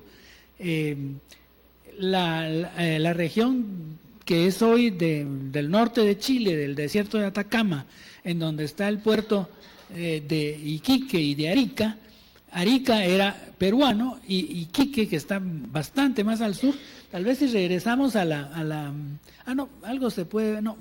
vamos aquí está Arica y aquí está Iquique. Sí, aquí se ve. Aquí está Bolivia. Esta es la frontera internacional ahora, en tierra. Esta es la ciudad de Tacna, que está casi frontera con Arica. Pero Bolivia, Iquique era de Bolivia, o sea que todo esto, que es considerable, es una porción de territorio considerabilísima, deben ser por lo menos los 100.000 o 150.000 kilómetros del tamaño de Guatemala, porque esta es tal vez estoy exagerando, pero por lo menos 50.000 kilómetros cuadrados sí son, ¿verdad? Porque esto es muy extenso, esto es el desierto, es cierto, es el desierto de Atacama, pero es extensísimo. Entonces, hasta acá llegaba Bolivia, y toda esta zona acá del norte de Chile sigue siendo una zona minera. La ventaja de una zona minera como la que tienen los chilenos es que casi no hay población porque es zona desértica. Entonces, ahora tienen, la mayor parte de minas de cobre están ahí, pero en esa época eran minas que realmente no eran minas, sino que era la explotación del salitre y del guano, que el guano y el salitre se utilizaban como fertilizante, y eran compañías extranjeras las que operaban en la zona. Pero eran compañías extranjeras, como era territorio boliviano, esto quiere decir que las compañías extranjeras, por las razones que se habían establecido a partir de Chile y no de Bolivia, y entonces tenían que pagar impuestos al Estado boliviano, pero eran, pongámoslo en esos términos, de sede principal en Santiago de Chile y no en La Paz, Bolivia. Esto significa, y además los capitales chilenos ya estaban involucrados con los, estos eran europeos, ¿verdad?, franceses o ingleses, lo que hayan sido. Entonces esa ligazón entre el capital chileno y el capital extranjero, en aquel entonces no se hablaba de joint ventures, pero al menos eran protegidos por el Estado chileno, por el gobierno de Chile. Entonces, cuando Bolivia decidió, en acción soberana, aumentar los impuestos que pagaban estas compañías mineras, lógicamente los mineros, las compañías no les gustó la cosa, ¿verdad?, se opusieron, se generó una tensión bélica en la zona. Chile terminó entonces declarándole la guerra a Bolivia y al Perú, porque el Perú apoyaba a los bolivianos, y en esa guerra, que como les conté, duró 3 años, no 4, porque del 79 al 83, ¿verdad? En esa guerra salieron vencedores los chilenos, porque tenían mejor ejército, mejores fuerzas militares. Muchos de los enfrentamientos fueron por barco, por la armada. A los chilenos les hundieron, por ejemplo, una fragata, la famosa Esmeralda. Cuando ustedes vayan a Chile y vean en los billetes esos, está el almirante Prat, en el billete creo que es de 500 o de 1000 pesos, uno de esos. Y es el héroe de la guerra del Pacífico, porque se hundió con su nave, con su no sé qué sería, si fragata, en fin, pero era todavía veleros. Y lo cierto es que se hundió. La nave de entrenamiento de los cadetes chilenos de la Marina hoy en día se llama Esmeralda, en honor a la vieja Esmeralda, que se hundió aquí en esta zona de ahí, enfrente de Arica. Aquí se hundió, bueno, la hundieron, mejor dicho, la hundieron los peruanos, en una batalla que ganaron los peruanos. Y es célebre la historia, hicieron hasta una película, han hecho películas los chilenos, creo que los peruanos también, en la historia militar del país, porque el almirante Prat, ¿verdad?, cuando se vio en posibilidad de hacerlo, tal vez por eso incluso hundieron al barco chileno, porque abordaron, hicieron un abordaje de la fragata o lo que haya sido el crucero. Esos son nombres de los que saben los marinos, ¿verdad? Logró abordar, pero pereció combatiendo en la nave peruana. Ahí lo mataron los peruanos. Entonces, al ver que el capitán de navío, que no era capitán de navío, creo que era almirante, pero en fin, lo que haya sido, murió, se desanimaron los chilenos. Lo cierto es que los hundieron, pero Prat es reconocido como héroe tanto por los peruanos como por los chilenos. Es un honor para un militar morir de esa manera, pues heroica. Entonces, y eran combates en realidad solo entre las Fuerzas Armadas. Así es que después los chilenos mandaron más barcos o refuerzos o lo que haya sido, y llegaron hasta Lima, ocuparon Lima durante 2 años o 3 años, hasta el 83. Y después, como condición para desocupar Lima, pusieron la pérdida de territorios. Entonces este territorio se volvió chileno, y Bolivia, que estaba aliada con el Perú, perdió totalmente su salida al mar. ¿Se dan cuenta? Entonces, bueno, esto es importante que se los cuente para entender el conflicto ahora. Firmaron entonces un tratado los chilenos y peruanos en 1904, si no estoy equivocado. Hubo un tratado en el 1884 para desalojar Lima, pero después el tratado que fija los límites es del 904, y después creo que hay otro del 29. Ahí fue cuando perdieron el territorio. Lo cierto es que ya para la mayor parte del siglo pasado, todo esto se ha considerado legalmente, ahí está la diferencia entre legítimo y legal, ¿se dan cuenta? Legalmente, conforme al derecho internacional, es territorio chileno y Bolivia no tiene salida al mar.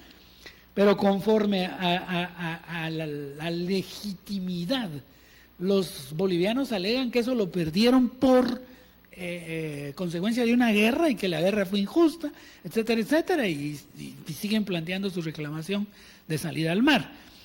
Esa es la posición de Bolivia. Ahora, la posición del Perú ya es de aceptación de que esa guerra la ganó Chile. Ellos no reclaman territorio terrestre alguno, pero allá por 1986-87, un famoso canciller peruano, que ahorita no recuerdo su nombre, pero que muy conocido en el Perú, ¿verdad?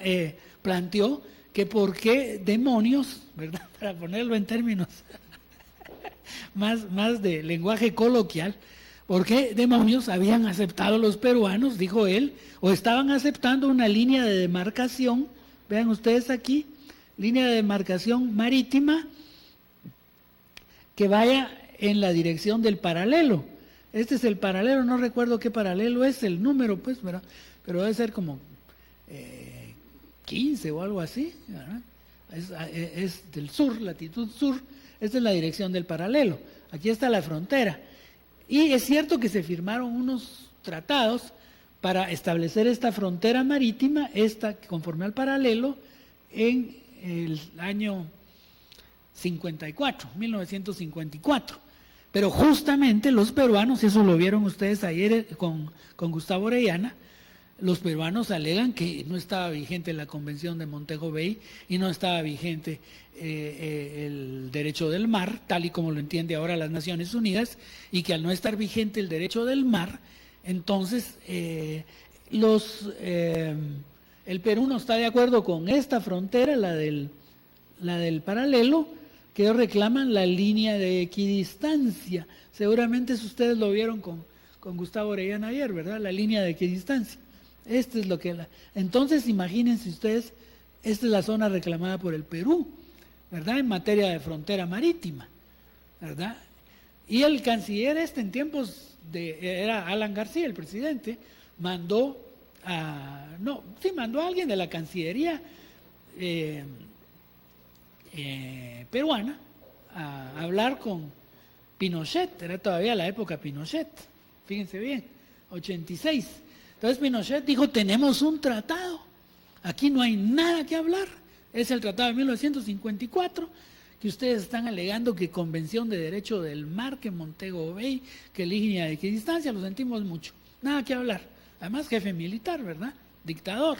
Les dijo, váyanse al diablo. No hablamos con ustedes. Entonces se regresaron los peruanos con la cola entre las patas, ¿verdad? Y quisieron replantear su caso después ya con la concertación. En Chile hay ahora discusión, debate sobre eso, porque ya con los gobiernos de la concertación, con los gobiernos de Aylwin y después de Frei y el que hubo de Lagos, incluso el de Bachelet, ellos quisieron replantear el caso para negociar con los chilenos, y los chilenos otra vez se pusieron en el plano, así como están ahorita los beliceños, exactamente lo mismo de Belice, ahorita, ¿verdad? Y lo que tenía la posición de los británicos también, que esa es la posición de Inglaterra respecto a Belice. Tenemos un tratado, 1859, lo firmó el señor Pedro Aycinena, canciller de Guatemala, lo ratificó el Congreso de Guatemala, el gobierno de Rafael Carrera, ¿verdad? Así es que ese tratado vale, es pacta sunt servanda, ley entre las partes, los tratados tienen que respetarse, su conducta, señor, debe ser conforme al tratado, usted no se puede apartar del tratado, si se aparta del tratado es la guerra, casus belli, ¿eh? Y nosotros no nos podemos poner a pelear con los británicos, ya vieron cómo les fue a los argentinos en el asunto de las Malvinas, ¿verdad? Con Belice es otra cosa, Lo que pasa es que habría que pensar cómo podrían responder los británicos, si es un país independiente. Pero en fin, esos cálculos se los dejamos a los militares, no nos toca a nosotros en Cancillería hacerlos. En todo caso, el punto es que habiendo un tratado, los chilenos sienten que tienen la ley internacional de su parte y no dejan de tener razón, ¿verdad?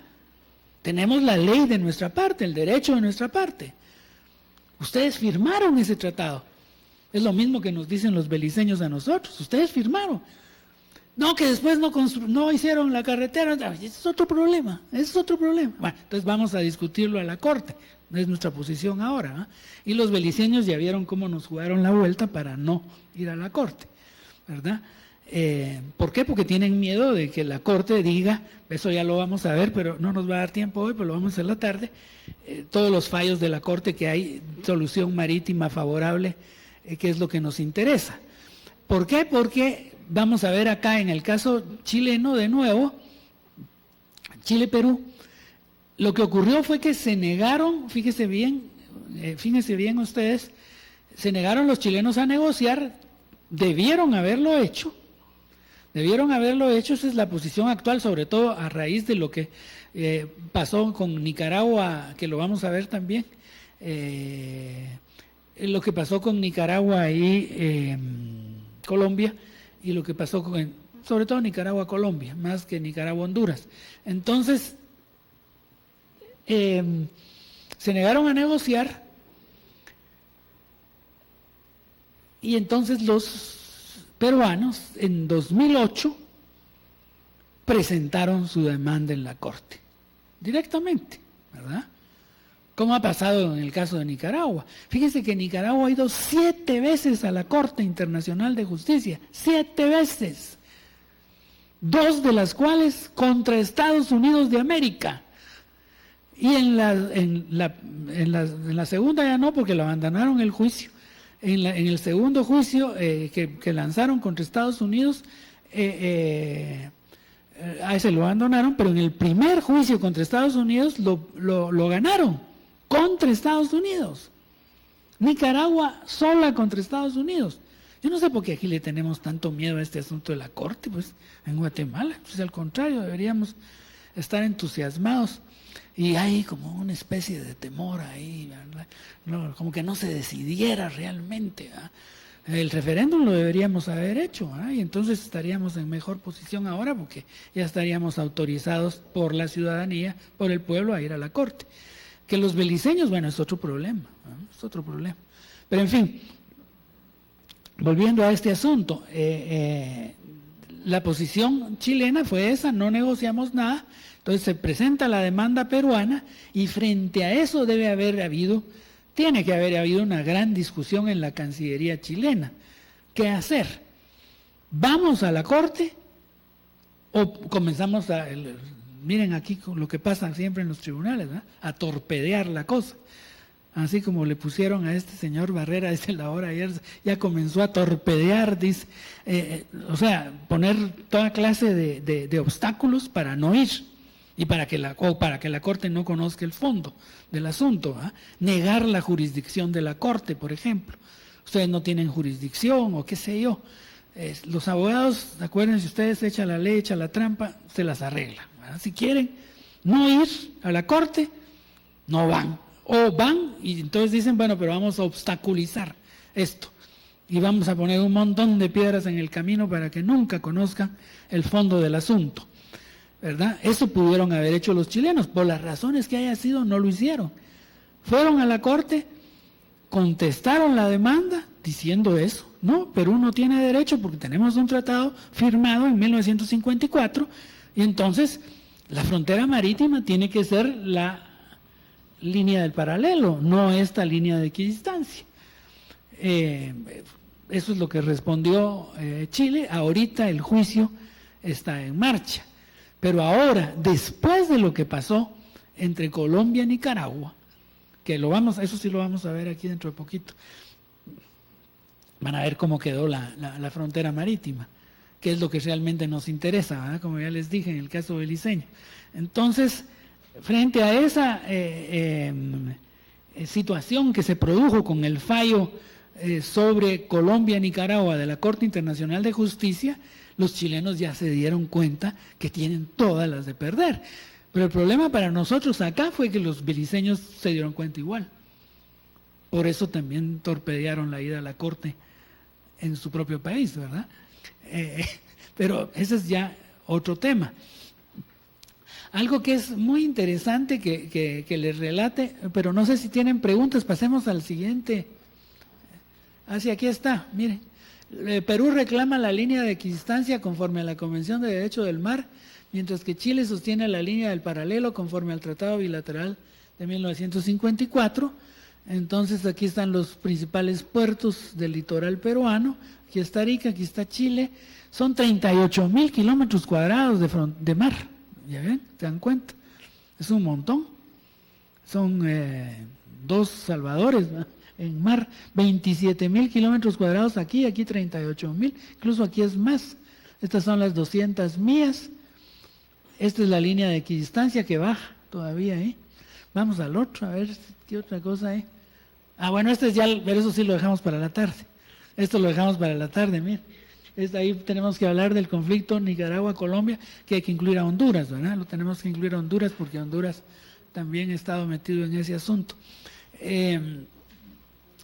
Pero bueno, ¿qué preguntas tienen o qué observaciones o comentarios antes de pasar al almuerzo? Ya tienen mucho hambre todos.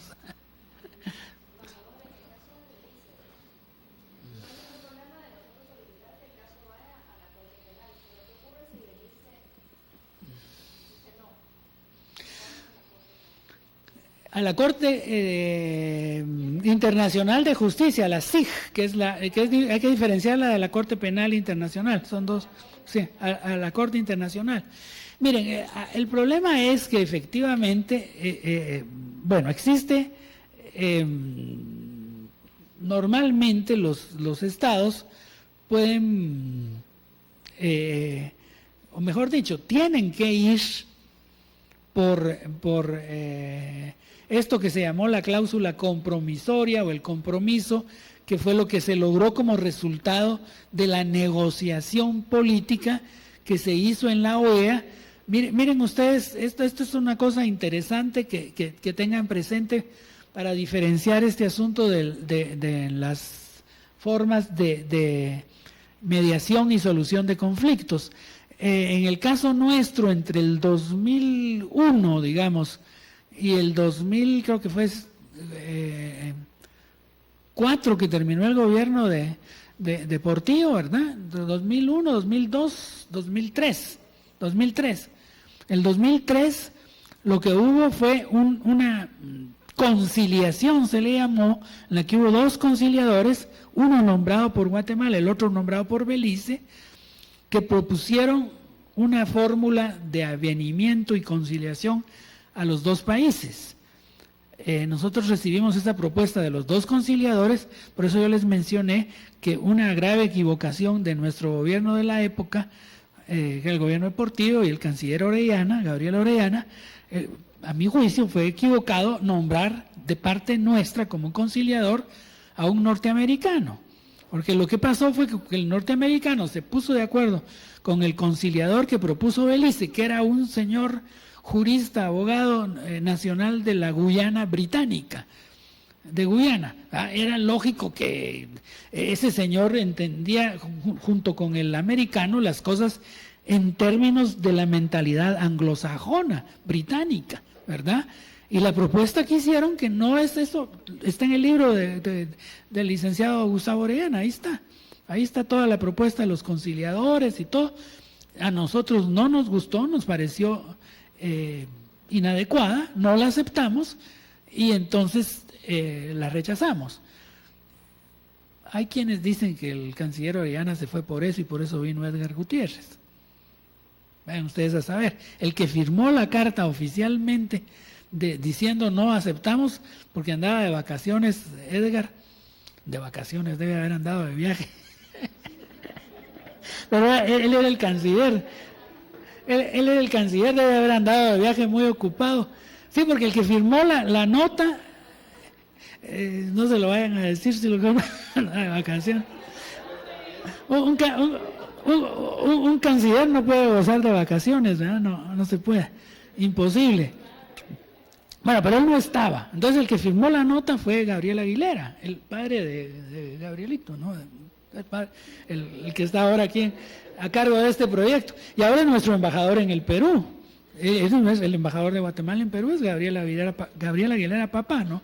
Entonces, él firmó la nota diciendo Guatemala no está de acuerdo y no lo aceptamos. Entonces se abrió un proceso de negociación política. Fallada la mediación-conciliación, que falló en buena medida por lo que les he contado, ¿eh? Mala propuesta de los conciliadores, el conciliador del lado nuestro era americano, lo que haya sido, ¿verdad? Bueno, falló.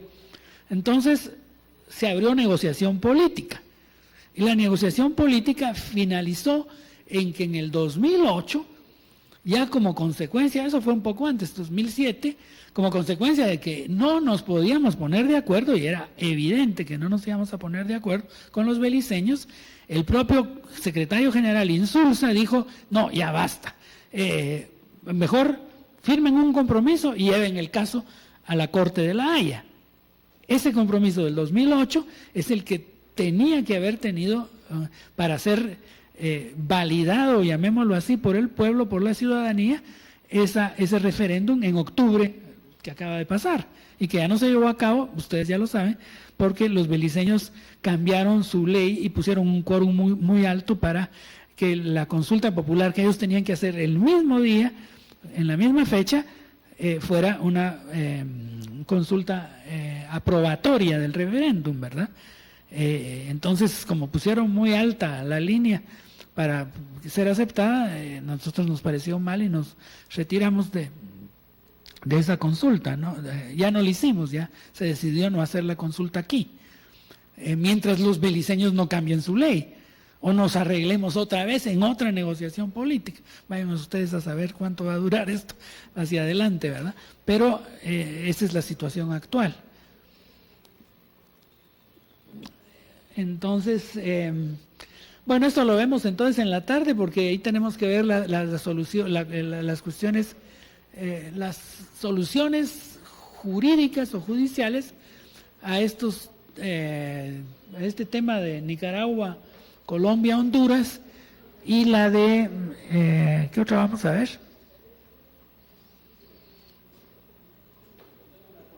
Sí. ¿Qué ocurrió con el pago de 50,000 libras esterlinas que proponía como compensación los británicos? Sí, que nosotros, bueno, miren, efectivamente eso es interesante, cuando eso fue en 1860, ¿verdad? O 61, cuando los británicos se dieron cuenta de lo que iba a costar hacer la carretera esa entre la ciudad de Guatemala y lo que hoy es Puerto Barrios, que en aquel entonces no existía, ¿verdad? Le propusieron a Guatemala, miren qué gracia, ¿verdad? Les dijeron, no, miren, mejor en lugar de construir nosotros la carretera, claro que en el tratado dice que la carretera se construirá entre los dos países, pero la parte más importante del esfuerzo constructor la tenían que poner los británicos. Entonces ellos dijeron, esto va a salir muy caro, mejor les proponemos lo que usted dice, 50,000 libras esterlinas, que en aquel entonces era mucho dinero, ¿eh? Entonces los británicos, Guatemala lo aceptó. Y se había firmado, si mal no recuerdo, un nuevo instrumento. El que sabe bien de esto es Gustavo, con toda seguridad, y ahí debe estar en el libro que les dieron ayer. Se había firmado un nuevo instrumento que nunca se ratificó. Entonces, eso ya no vale. Sin embargo, cosa interesante, vean ustedes, esto es muy importante de lo que podemos ganar nosotros los guatemaltecos en este asunto del diferendo con Belice. Si la Corte fallara como nosotros queremos, que es dándonos territorio en el mar y en las islas, no les voy a decir a ustedes que la reclamación terrestre no sea válida y no se mantenga esta reclamación como algo importante por parte de Guatemala. Simplemente estoy afirmando que es poco probable, pero no imposible, que la Corte reconozca los derechos de Guatemala en materia de territorio terrestre, ¿verdad? Eso es lo que creo yo, es mi propia opinión, no es la opinión de Cancillería ni del gobierno, es mi opinión, ¿verdad? Pero bueno, si obtuviésemos una respuesta positiva en lo que a los otros dos asuntos concierne, territorio insular y territorio marítimo, de aguas territoriales y de zona económica exclusiva.